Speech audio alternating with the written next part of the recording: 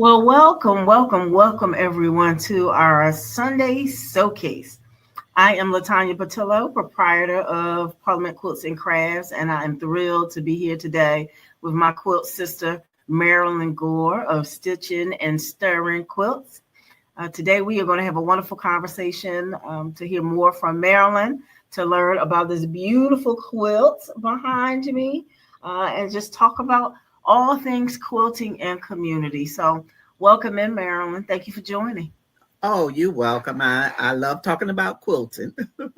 But as you should, because you are a skilled quilter, a talented quilter. Thank you. And so just really excited to have you here today. So let's get right to it. All right. Before we begin, I want to share a little bit about who Marilyn Gore is. All right. So Marilyn Gore is a lifelong quilter who stitched literally hundreds of quilts. Marilyn holds a BS and an MS in Family and Consumer Sciences, which is formerly known as Home Economics, with a concentration in clothing and textiles from Bennett College and Howard University, respectively. After a 31-year career as a family and consumer science area agent with the Cooperative Extension, she retired to follow her passion for quilting, and we are so glad that you did. Her company, Stitching and Stirring, is dedicated to the preservation of quilts and the art of quilting, with special emphasis on quilts that represent African American culture and history. So thank you, Marilyn. And we are excited to talk about all of the things. Okay, great. All right. So let's talk a little bit about your quilting journey. Hold on, let me grab the questions. All right. So we heard a little bit about your background and your time with Family and Consumer Sciences, aka Home Economics, right? Yes. Is that where your love for quilting and sewing started, or did it start before that? No, I was raised on a farm in Bolivia, North Carolina. Nobody's probably heard of it. Okay. And there were only three things to do living in the country, and that was education, church, and work. So my mom taught me, the first thing I ever did, I think, is embroidery on pillowcases, the old time when they stamped them and then you embroider it. So that was probably the first thing I did. It was a requirement in high school to take home economics. And my teacher, Lizzie Mae Mitchell, was a really good teacher. And my first outfit I made in home economics was an orange suit. Wow. And because orange is my favorite color. And I took the scraps and combined them with other fabric to make a quilt that I should never have started. That's my first, and that was a Star Bethlehem. Wow. Yes. I don't know what made me do that, but I didn't have to quilt it. My mom quilted it for me. I still have it. It's sort of raggedy, but I still have it.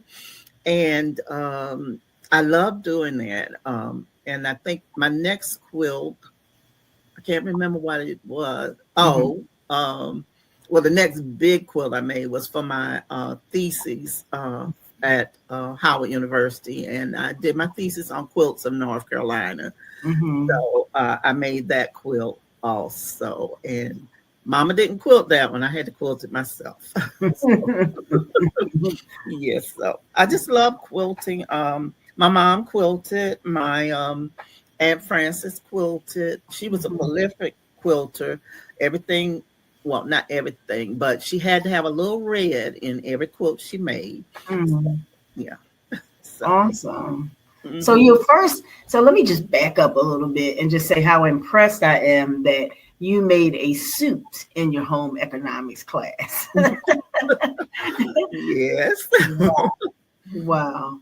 That Yeah. your teacher was a master seamstress, huh? In order Yes, she to be was able to, to do that. Yeah. yeah, to get, students to make a point where they can make suits in class. Mm-hmm, That is awesome. And then to translate that into quilt making using your scraps, right? Or what you yeah. had left over to make a quilt, which is huge. And was it a bedside quilt? Was it a lap quilt? Was it, you know, It's bed size, but it's, yeah. Back then it was a double, a mhm. double bed. Mm-hmm. Yeah, Wow.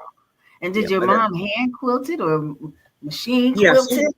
no, she hand quilted. We didn't have the machines that you have now where you can just do it in a day. So Hmm. yeah, she hand quilted it for me. Yeah. Wow. And how And another, amazing that and you still another have it. Yeah. and another thing that I tell about, because like I said, we used what we had. So some of the fabric that we got were from the mills, because back then there were a lot of companies that made fabric. So a lot of fabric came from to us from that. But Mhm. one thing I wish I had kept it, but we grew tobacco on the Mhm. farm, and we would take we called them croaker sacks, but they I don't know whether people call them that now, but we would take the croaker sack, and Mhm. what did they call them now? I can't remember what they call them right now, Is it but the we would, feed stacks? yeah, feed sacks, yeah, Mhm. and we would take uh the the twine from stringing the tobacco, because you after you strung it, you had to take it off the sticks. Mhm. So we would stitch lines across crook of the bag, Mhm. and then take the leftover twine and cut lips and tie it onto those stitches and Mhm. made rugs. Wow. And the rugs lasted forever because Mhm. um, my mom passed, those rugs were still on the floor, and Wow.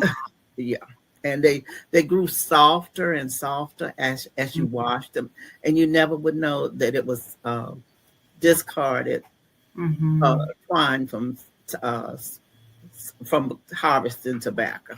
Wow. Wow. So you This, had to make do. Uh yeah, huh. Yeah. that's wonderful. And it lasted. I mean, that's a durability that you don't see these days, right? No, because I would say they were like 50 years old, maybe. And so I made two that was still on the floor, and they were white, cream colored from the tobacco twine. Yeah, and Wow. I don't know. I've never seen anybody else do it, so maybe it was something my mom learned to do. Hmm. Yeah. Hmm. Wow. So you studied. So you did it while you were, while you were young, while you were growing up. It was part of your family legacy, but you Mm-hmm. studied it as well, right? So tell us a little bit about that. Your thesis was on quilts of North Carolina. Um, Correct. what Mm-hmm. kind of adventure did that take you on in order to study, to learn more, to use your experiences, and then, share them with the world? Would love to hear more about that. Well, I decided that was what my thesis was going to be on, and my main professor wanted me to do something on African Mhm. clothing because that's what she was doing research, and I said, "Nope, I'm doing it on quilting." Mhm. So we didn't get along too good after that. But anyway, that's another story. But I traveled around North Carolina. Mhm. Everybody welcomed me, and I wrote letters to people, and they sent me quilt blocks to add to the book. I went to Gastonia, just Mhm. cold out the blue, and I had a meeting with somebody that quilted, and they said, "Oh, we got to get you in the newspaper." And they interviewed me, and I was in the newspaper.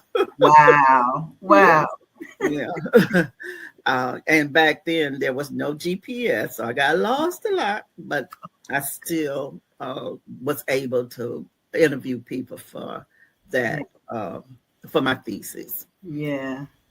Yeah, so you And right navigated now, in all kinds of ways, right? You navigated the mhm, roads, you navigated people. That is right. awesome. Yeah. So, and I can't find my thesis right now, and I need it. So I got to tear up my garage because it's in the garage. I moved and I can't find it because I've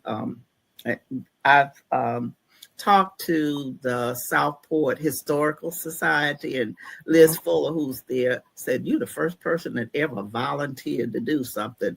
But I feel that the history of quilting in Brunswick County, that's where my home was, Mhm. needs to be told. And Mhm. so I'm going to do some more research on the quilters of Brunswick County. Oh wow. Yeah. And because there's nothing that I know of that's written about them. So Aunt Mhm. Frances will be a part of it, of course. But going back and forth to the church, we would pass this road on Highway 17, and it was a sign that quilts were for sale. So evidently, this lady, or I'm sure it was a lady, did a Mhm. lot of quilts, and I know nothing about her, but Mhm. that's one of the people I want to find out more information about. So, Got you. yeah. Got you. Now here's a geography question. Is Uh-huh. Northwest in Brunswick the town? Yes. Okay. Yes. Because that's where my some of my people are from. Okay. Uh-huh. So, and it's my grandmother's people, and she was the quilter in my family. Okay. So Oh, I'll see if I wow. can do some digging around to see what, if there may be someone who could give you some information for your research since Okay, they're that's all in that good. same area. Yeah, and hopefully you have some quilts because um, my cousins say they don't have any of Aunt Frances quilts, and I Mhm. find that hard to believe. I Yeah. think they think I might want them, but I just want to see them and take pictures of them. So Yeah. that might be a hard sell, but hopefully I'll get some information from them. Yeah, yeah, okay. Well, you never know. You have to keep just keep pushing Yeah, as you do, right? And maybe someone mhm. will come forward with some information, I and hope sometimes so. we get it in some of the in places that we don't expect. So Right, right. I hope you find information on along that journey. That's awesome though, because the preservation of the stories and the craft and the history is super, super, super important. So, It is. It thank is. Yeah. you. Yeah. So, in all throughout your journeys, right? Your family members are quilters. You're a quilter. I'm sure they were inspiration. Your teacher was an inspiration for you. But Mhm. is there a contemporary quilter or someone or a few people in quilting now who inspire you? Well, the G's been quilters, Mhm. definitely, because they use a lot of scraps and everything. Mhm. And I was able to attend the G's Ben retreat, and Mhm. it was in Mississippi. It wasn't in Alabama, where I met China Petway and Mhm. Marianne Petway. And I love that interaction with them, and it was so funny because I thought we were supposed to share something that we had made for show and tell. So I bought one of my scrap quilts, Mhm. and they put it up on the wall in the room that we were in. Mhm. And when China saw it, she said, "Oh, I can't teach you nothing." I said, Wow. okay. So anyway, every time she would pass by, it was about 40 of us in the class. Mhm. And every time she would pass by, she said, "Oh, you don't need nothing." So you don't Wow. Wow. What a yes. compliment. What a compliment. Yes. And I got to see him recently because our quilting ministry at our church Mhm. celebrated its 25th anniversary. Yes. And China and Marianne were our guests, and we had a blessing of the quilts, and it was Mhm. just beautiful. We had over 150 quilts Mm. uh, folded over the pews in the church, and the church is big, and Mhm. it was a sight to see. So yeah, Wow, beautiful. So if you would tell us a little bit about the ministry and what that meant and what that means and the work that the ministry does and about the community. Give us all the dits. Okay, I'm a member of the Quilter Ministry of Friendship Missionary Baptist Church, and I haven't been a member for the 25 years, but we do have members who have been in there for 25 years. The wife of the pastor, Brenda Jones, wanted a quilting ministry at the church, and she asked her roommate from Bennett College. She went to Bennett College too, to lead the group, and she did, and started the quilting ministry. Mm-hmm. And at first, when I joined, it was mandatory that we make 4 quilts a year. Mm-hmm. And in November, we decide on who the quilts will go to. Mm-hmm. So we've given quilts to children from South Africa, mm-hmm. The Red Cross, lupus, sickle cell, just mm-hmm. a number of groups that we give quilts to. And last year, with the storm that damaged the mountains, mm-hmm. I always say Pastor Jones he don't ask other groups like us to do stuff, but he gets up in the pulpit and say, and I know my quilting ministry are going to have 500 quilts. Woo!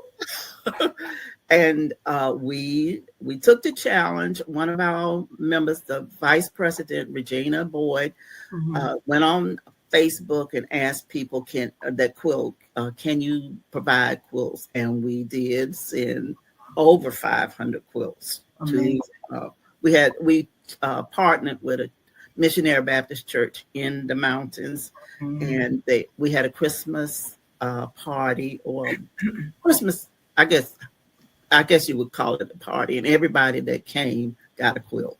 Got a quilt. Wow. Mm-hmm.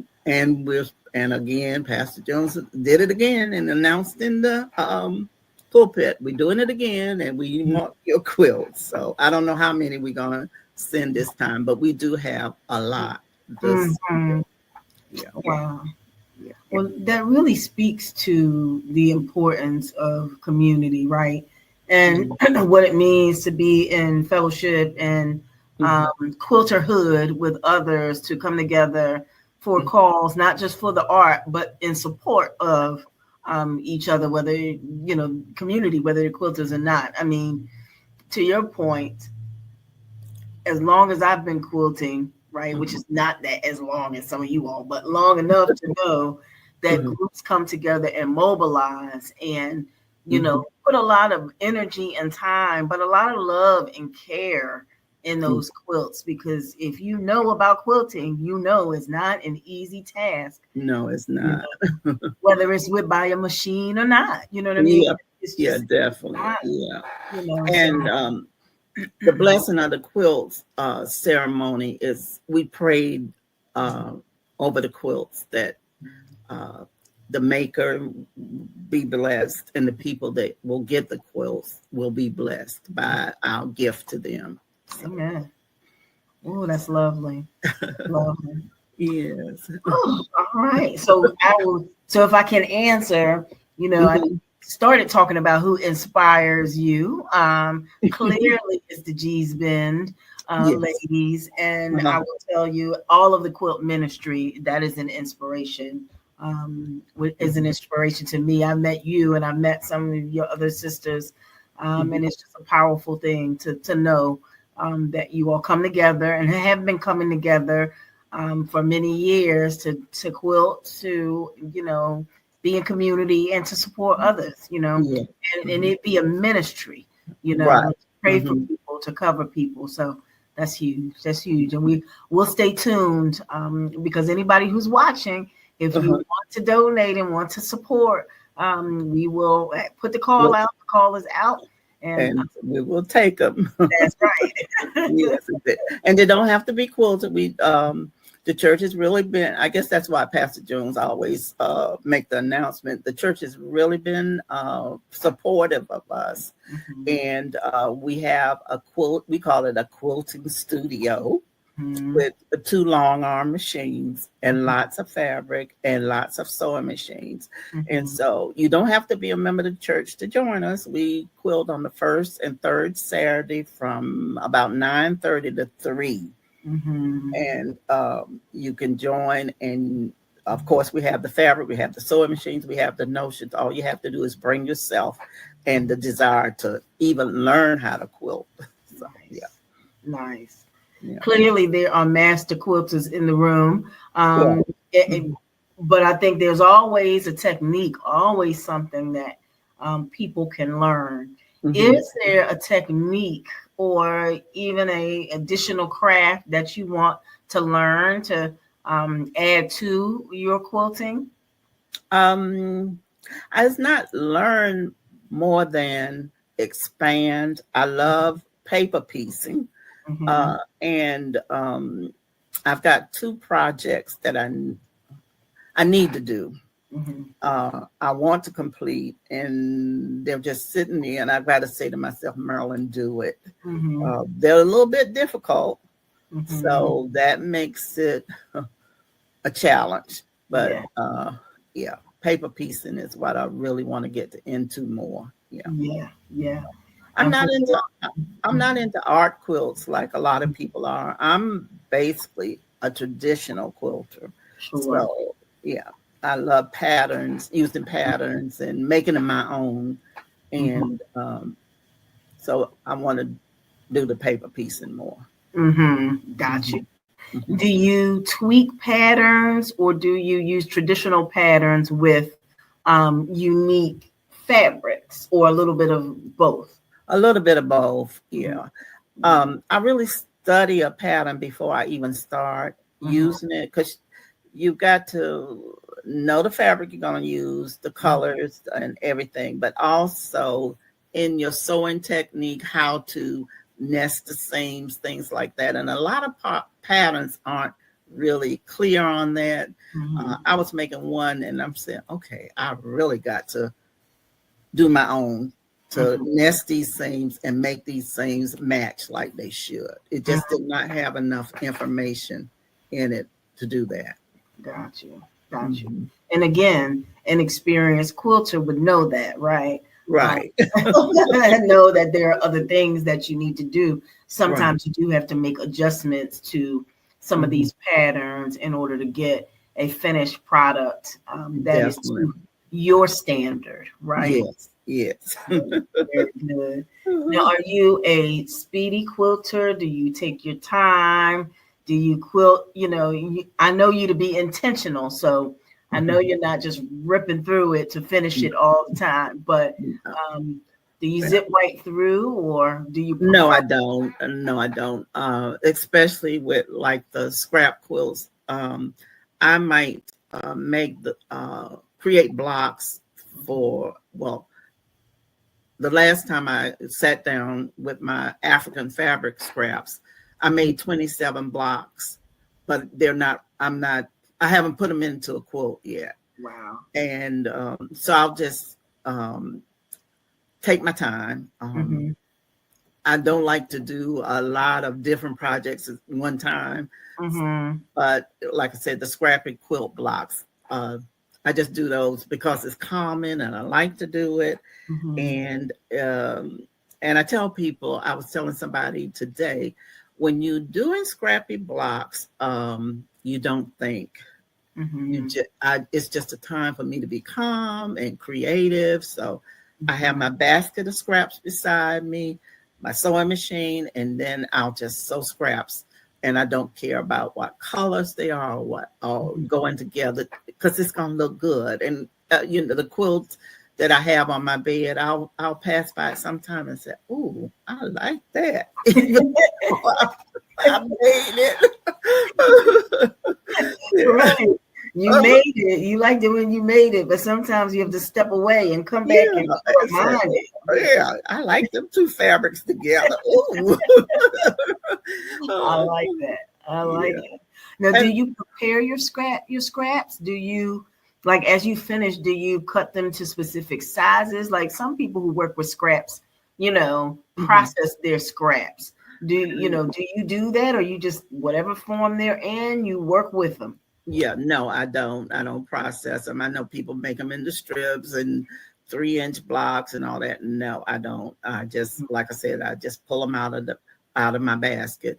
And the first time I made a scrap quilt recently, my daughter Charlene also is a quilter, and we went to Mary Jo's, which is now closed in Gastonia, and Mary Jo sold bags of scraps, regular fabric scraps, because I didn't have a lot then, were $3, and batik fabric scraps were $5. So I bought 2 bags of scraps, and Charlene said, "Mom, what are you going to do with those?" I said, "Just don't worry about it. I know what I'm getting ready to do."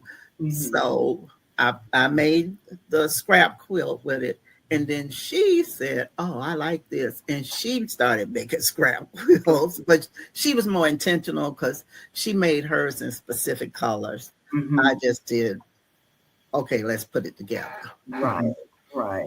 Lovely. Well, that's a nice segue for us to talk about this beautiful quilt that I have hanging behind me, which you have said is a scrap quilt. But as gorgeous as it is, and I can see where there are a variety of pieces, but the layout and everything, it just still is very intentional to me. So let's talk a little bit about this lovely quilt. And let me get a little light on it really quickly so folks can see just how scrappy it is. Okay. All right. Back in the Stone Age is here with my light. Okay. All right.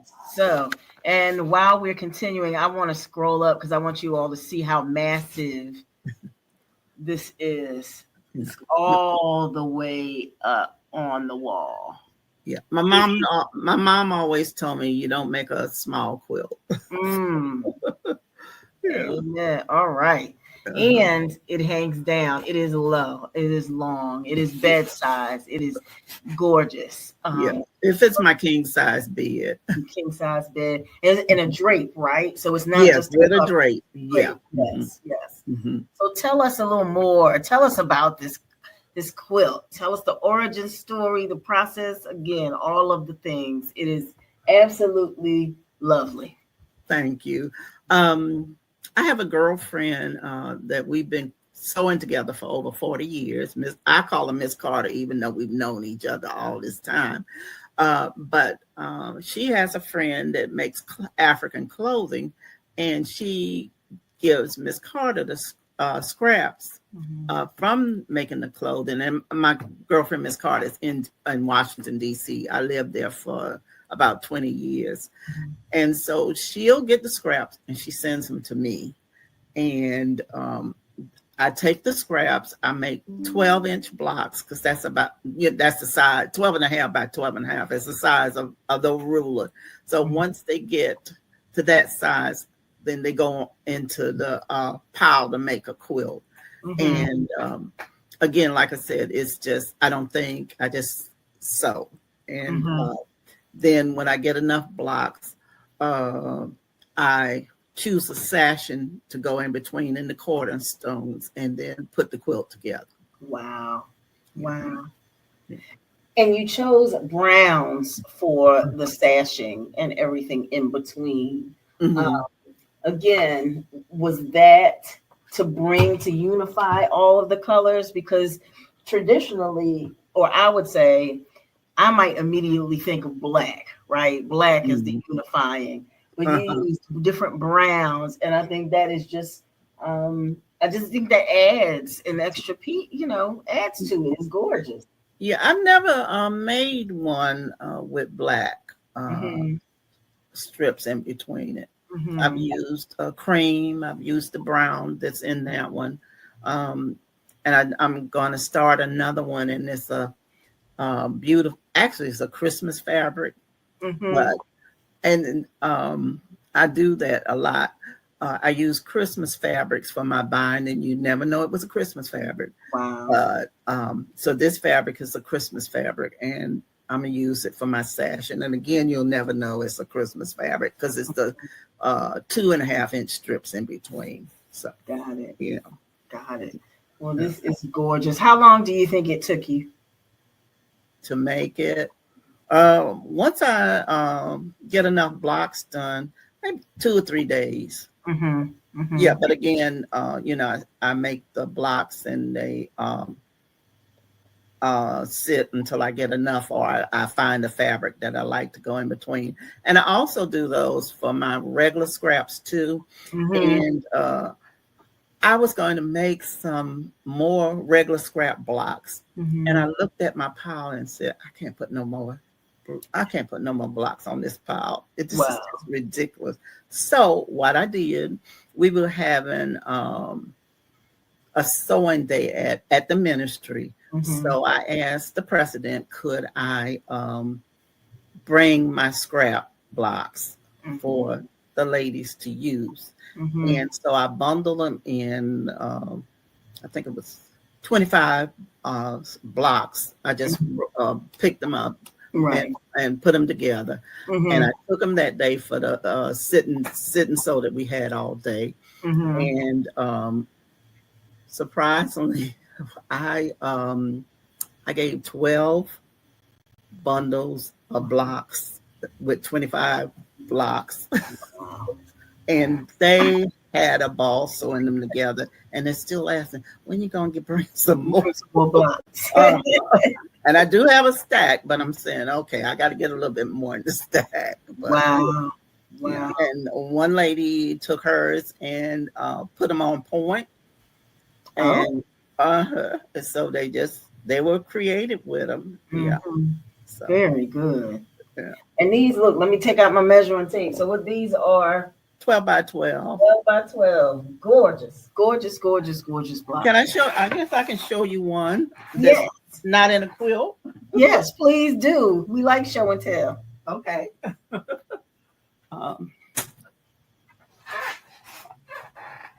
This is how they look. Mm-hmm.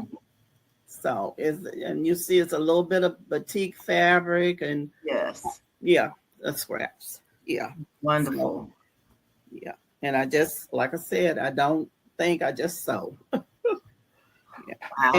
And this is the Christmas fabric. Can you see it? Oh yes. That I'm gonna put in between for my session. That's gonna be good. That is. It's gonna be nice. And I'll probably pick up the gold in the fabric.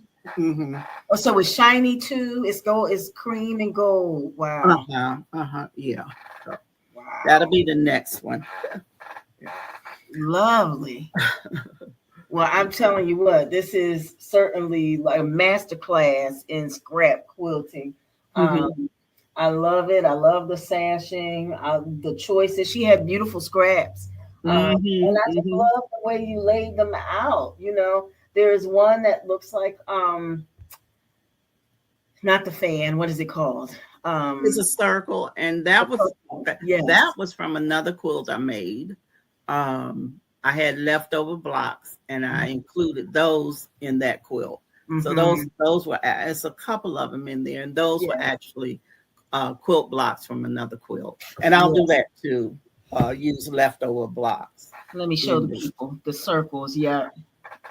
Gorgeous, gorgeous, gorgeous, gorgeousness. I love it. So if you had to tell someone who, and like you mentioned it already, but I'd like you to repeat it again, about, working with scraps, how can people get tripped up and how can they overcome it? I don't work with scraps because I think I spend too much time trying to coordinate the scraps. So, what would you tell someone who wants to kind of dive in, who wants to get something made, who has a tons of scraps? How would you recommend that they just proceed? Well, like you said, some people put colors together, cut the scraps in a certain size, and it's up to you. But I like this way of making them. And like I said, I tell people, don't think. Pick up a scrap, sew them together. Pick up another scrap, sew it to that. don't think about it, and it's still gonna turn out beautiful. Mm-hmm, mm-hmm. Mhm. Yeah. Love it. You have to trust the process, right? Yes, trust the process. And Awesome. and when I'm doing them, I'll put two pieces together, and they it's fit right together. And I said, Mhm, "Oh, that's God. mhm, He's got my hand in mhm, making these blocks." And so that's why I say, "Don't think, mhm, just put them mhm. together." Yeah. Hmm. Yes. Awesome. So, Hmm. if you had to tell an aspiring quilter, right? Not just Hmm. somebody who wants to quilt a certain way, but Hmm. somebody who is just starting to quilt. Hmm. What kind of tips would you give them? If you could remember what it was like for you when you started sewing your suit in class and then you took the scraps from the class and made your first quilt, like Hmm. what would you tell a new quilter, having been on this journey for some time now? Yeah. Well, back in the day, we didn't have rotary cutters. We didn't have a lot of patterns to use, and so you cut your pieces out of newspaper, whatever. But so, and I'm saying that because you need the right equipment when Mhm, you begin your quilting journey. The mhm, rotary cutter, the mat, the rulers, and everything, and that just makes the job so much easier than, oh, I don't have this and how I'm going to create what I have. Because like I said, with those blocks, I have a 12.5 by 12.5 inch ruler that I mhm, use. And I have a sharp rotary cutter to mhm, use. Yeah, mhm, so it's definitely getting those supplies you need. And mhm, unfortunately, I would tell people in the past, look for the sales at your fabric store on notions or coupon, but mhm, all the fabric stores are going away. mhm. So, you know, in Yeah. neighborhoods, and people are even saying on Facebook, where do Mhm, y'all buy fabric? mhm, Because mhm. I don't have any place to buy it anymore. So, Yeah. yeah, Yeah. Well, Parliament Quilts and Crafts is still here. that's right. That's right. But still very much that there are a lot of shops that are closing. We know Hmm. that Hmm. Joanne's provided a lot of access for people. Not every town has a shop or a Michael's, and if you like to touch fabric, which a lot of us do, Hmm.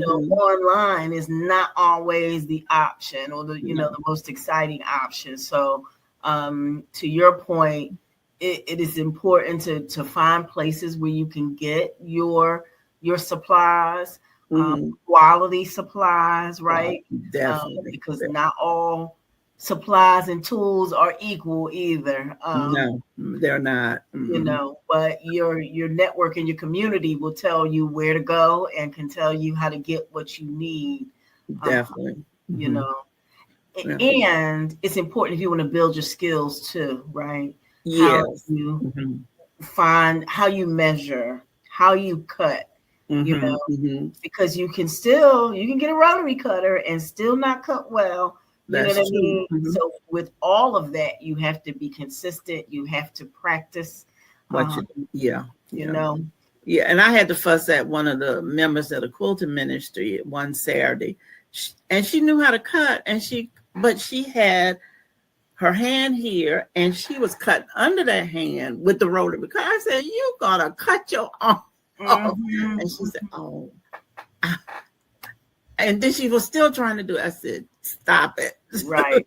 Yeah, because Right. it's very sharp, and she could have had a deep cut trying Yeah. to do it the wrong way. Yeah. Yes, so you got Yeah. to learn your tools too, Sure. especially your sewing machine. And sewing machines in this day and time can do so much Yes, they can. more than a featherweight did in 1960 or whatever. Yeah, so Yeah. Yeah. You definitely have to know your tools, know how to use your tools, mhm. take advantage of your tools, right? And Yes, and just be careful. Be yeah, careful. definitely, definitely, yeah. Yeah. Awesome. So let me see. Um, Hmm. I would like to know Hmm. what it is about the community piece Mm-hmm. that keeps you coming back, right? Do you have so you quilt together for a mission, for the ministry, and for a goal? But do you Mm-hmm. teach younger students? Is it the goal in the same way that you captured, the quilt history? Is it also the goal and of the ministry or any of the groups or guilds that you work with to Mm-hmm. pass the art and skill down to the next generation? That would be great, Mm-hmm. very great. But we don't have a lot of young people who come to the meetings. And I'm in the Charlotte Quilters Guild also. Mm-hmm. And our in the ministry, we do have three younger people, but no, I mean when I say younger, they're in their 30s. They're not 18, 19, whatever. So it's hard to get younger people to start quilting. And I don't know why. You would have thought more with during COVID. I had a ball. I was here by myself, and I quilted, and I've heard people say, "Oh, I didn't have anything to do." I said, "Oh, wow." Yeah. It was, yeah. But my daughter, I guess, took after me, and she went to finish her degree at East Carolina in fine arts fabric design. And Wow. I've taught my two grandsons, Garrison and Graham, to sew. And Graham has taken the scrap blocks and made two quilts with it. And Wow. so I'm teaching whoever I can, and even sometimes I walk into my house and I'm saying, "This is not a house. This is a quilt shop." But I had people that would come over and want to learn how to quilt, or already knew how to quilt and wanted to quilt with me. And so I had my other older sewing machine, and I'd have to bring it out, and it's heavy, and then I'd have to bring the card table for them to sew on. And finally, I said, "This is not working." Yeah. So I found a quilt cabinet, sewing machine cabinet that matched my dining room furniture. And so when people come over to sew, I'm in my sewing room, they're in the dining room at that sewing machine, and we just have a ball just sewing together. Gotcha. And it's convenient. You don't have to lug it back and forth. And no, not anymore. Yeah. Good. What other things do you sew? I mean, you sew garments, you sew quilts. What else do you sew with stitching and stirring? I make purses, and I also I call them cosmetic bags, but you can do what you want with them. But I make those all the time. I made one for myself, and then my daughter said, "We want one," and it just went from there. And so I'll make those. I sell them every once in a while, but that's not my goal in making them. If someone has a group, say of battered women's shelter, whatever, and they need some, I'm here to give them to them. So I make those all the time. I started back. I found a presser foot that I can sew across vinyl. So I'm making my luggage tags again. I had stopped making those because I didn't have a foot that would sew across the vinyl, but now I have one, so I'm whipping those out here. Oh wow! Okay, and those are all on your website? The purses are, but I haven't put the luggage tags on, but I am. Oh yeah, you're delving into new materials, different materials. You had to break out that heavier duty presser foot, right? Awesome. I can't wait to see those. I've seen the purses and the cosmetic bags. You've blessed us at the retreat with those. So I love those, and those are probably like palette cleansers, right? In between projects, you make those. Yeah. And those are my larger scraps that if I have something that's at least 8 by 10, Mhm. That's the size of the cosmetic bags. So that gets sewn into a cosmetic bag. Yeah. Yeah. And Yeah. I found a good resource for zippers because Mm. it's a zipper in it. And so it's not a burden to make them. I can get the zippers depending on how many I buy at a time from Mhm. anywhere from 18 cents to 40 cents. Oh So, wow. Yeah, so that's good. yeah, yeah. Good. Awesome. Well, you spend your time quilting and sewing, but I'm going to ask this question. Is there any other like art or craft that you have found yourself wanting to explore that you haven't yet? Hmm. Not well. I'll take that back. Got ready to say not really. Mhm. Um, Surprisingly, when I graduated from Bennett, I had a minor in art, Mhm. but I'm not an artist. Yes, you Oh, are. I Yes, mean, you I'm a are. quilt artist, but I'm not a drawing, painting Yeah, artist. yeah. And so I do want to expand that and really learn how to draw, Mhm. paint, whatever. So, and Mhm. I've taken a couple of classes on art. And Mhm. so that's something I want to do. Yeah. Yeah, yeah. I feel like each of the crafts can be gateways to others. Hmm. Um, you know, I found myself moving into kind of watercolors now. I could never Hmm. draw either, so I'm right there with you. Oh, Um, okay. Uh-huh. but YouTube University is a thing. Yeah.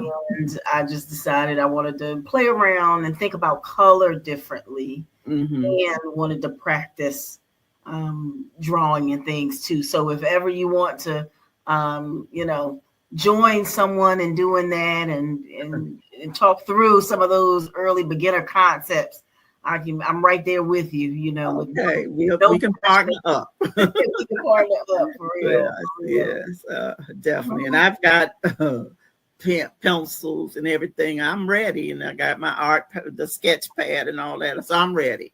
Yeah. All right. Have you ever wanted to draw or do anything on fabric? Um,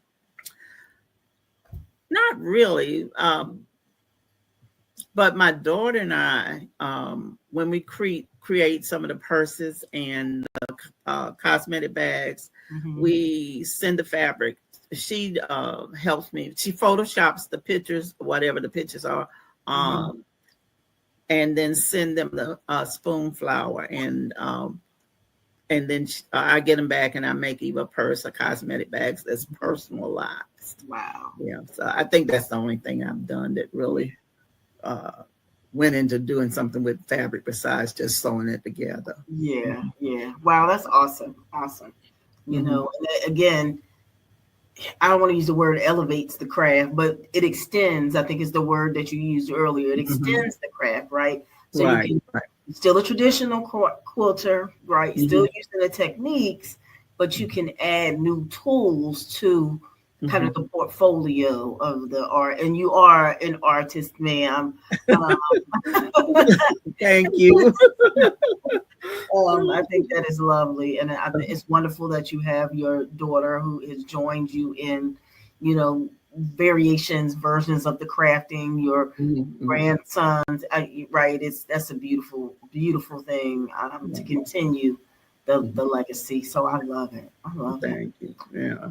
Well, I have learned so much from you. Every time I talk to you, I learn from you. It is an honor to be in the Quilt Guild with you, to be in the larger Quilt Fellowship and Sisterhood with you. And I just can't wait to the next time we see each other Uh-huh. and to see what else you continue to do in all your fabulousness. If there is one word or phrase you would like to leave for the good of the people, what Mhm. would it be? Keep quilting and keep talking about it Yeah, and keep sharing your quilts with everyone. Yeah. awesome. Awesome. All right. Well, y'all heard it from Madam Gore, quilter extraordinaire. We are, again, so grateful that you took the time to have a conversation with us. I'm going to put a plug in for the Bleached short film that features you and a wonderful cast. We spoke with them during our last Sewcase, so we wanted to make sure we had an opportunity to speak with you as the quilter. So I'm glad that we did. So folks, if you haven't seen it, check it out. The link will be in the show notes. When you have an opportunity, if you want to take a look at all of the other wonderful things that Marilyn sews, you can check out her website at stitchingandstirring.com, and I will add links in the show notes here as well.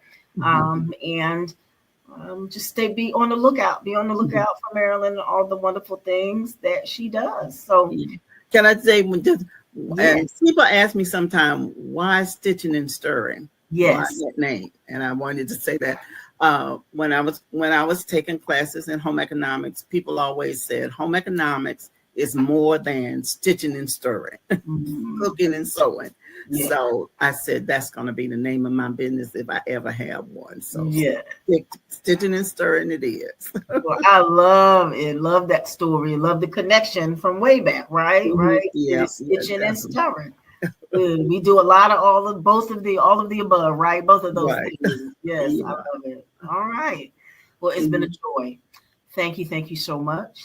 Thanks for having me. You are so welcome. And remember, everybody, take good care and continue to make good quilts. So we'll see you next time.